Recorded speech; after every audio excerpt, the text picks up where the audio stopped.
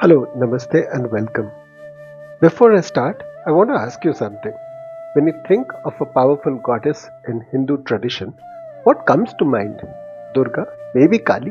Well, there's another goddess equally powerful, and let's say her story is very specific and relevant. Her name is Jagaddhatri, the upholder of the universe. And she's got a rather unusual claim to fame. She defeated an elephant demon. Now, why an elephant?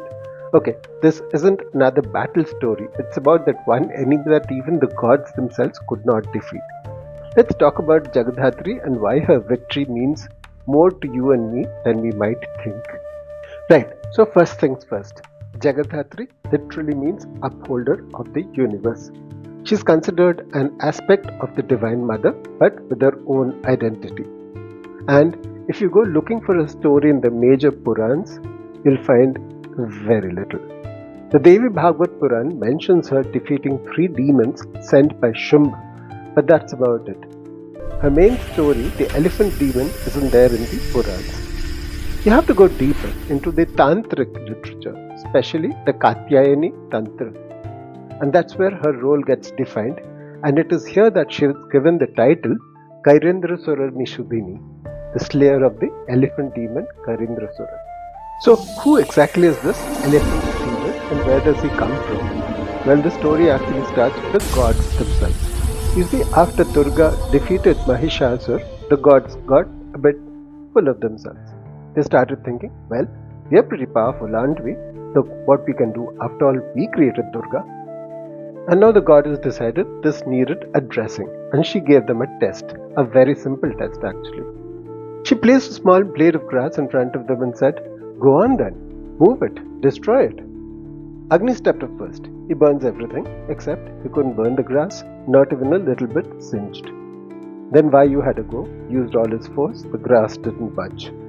One by one, every god tried, and that's when it hit them. The powers weren't really theirs, they were borrowed, derived entirely from the supreme power. And this is where Katyayani Tantra comes in. The goddess took that ego or ahamkar that had infected the gods and turned it into an elephant. A demon elephant actually, called Kairendrasura. Kari means elephant, Indra means king, so the king of elephants. The embodiment of the ego. And this is brilliant really, because now we have something concrete, something we can visualize during meditation or ritual worship. So there's Kairendrasura, this massive elephant demon representing the god's collective ego. And someone needs to deal with him, so enter Jagaddhatri. Now that's where things get a bit complicated because there are 3 versions of how the battle of the goddess goes. And let me walk you through all 3 of them. A version says Kairendrasura is pure allegory. He is the physical manifestation of Ahamkar. And this Jagaddhatri represents the Sattva Gun, that is the quality of purity, stability, spiritual wisdom. And she emerges specifically to conquer this ego that even the gods couldn't handle.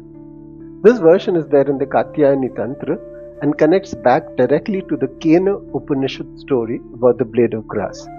It's the highest esoteric interpretation, and this battle isn't for dominance but for order. Her victory confirms her the title Kairendrasura Nishudhini.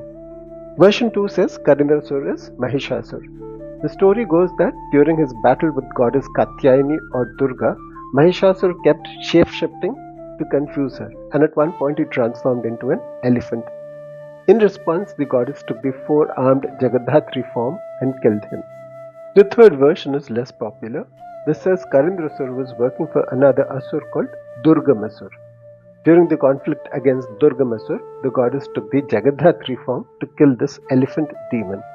This is told in Upapurans like Jagaddhatri Mahatmya. Jagaddhatri is shown seated on her lion. This lion is standing directly on top of the elephant. The positioning is actually deliberate. The lion represents courage, the elephant underneath, the unchecked ego, the uncontrolled mind. Sri Ramakrishna Paramahamsa put it beautifully.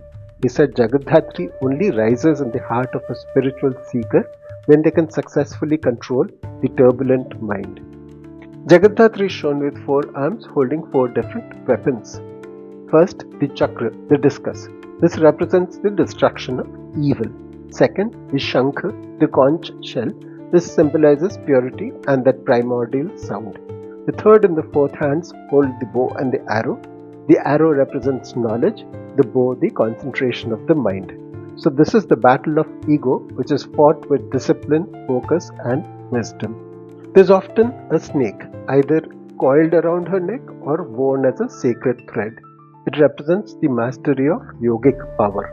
Now all of this, the weapons, the Vahan, the snake, are mentioned in her Dhyana mantra. If anyone wants a Dhyana mantra, I will add that in the comments later. Jagaddhatri has a very specific role. Her function is restoration. She addresses spiritual failings even among the gods. The elephant demon is the worst version of you and me. The ego-driven, deluded, spiritually blind version that thinks it's got everything figured out. And Jagaddhatri's victory is a promise that this enemy can be defeated, that spiritual mastery is possible. Now, while this concept is pan-Indian, Jagaddhatri's worship became intensely regional, especially in Bengal. This worship is concentrated in West Bengal in places like Krishnanagar, Chandanagar, Rishra and Guptipara. And this is because of Maharaja Krishna Chandra Rai of Nodia in the 18th century. Krishna Chandra Rai was imprisoned by the Emperor Alivardi Khan. When he was finally released, he had missed the Durga Puja that year.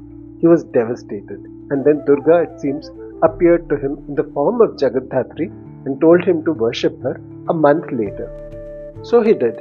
He commissioned this new public worship and it became the regional tradition. The goddess also made it into modern Bengali literature. Bankim Chandra Chatterjee's novel Anandamath features Jagaddhatri prominently, where she represents the motherland's glorious past.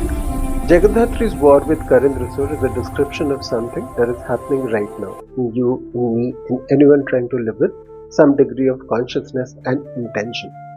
The elephant demon is alive and well. He is there every time we think we've got someone figured out, every time we are certain we are right and they are wrong. And Jagaddhatri is also available right now, not after years of practice, right now.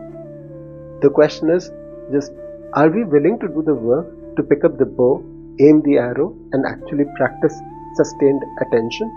But we have to step into the battlefield ourselves. I know this has been a deep dive.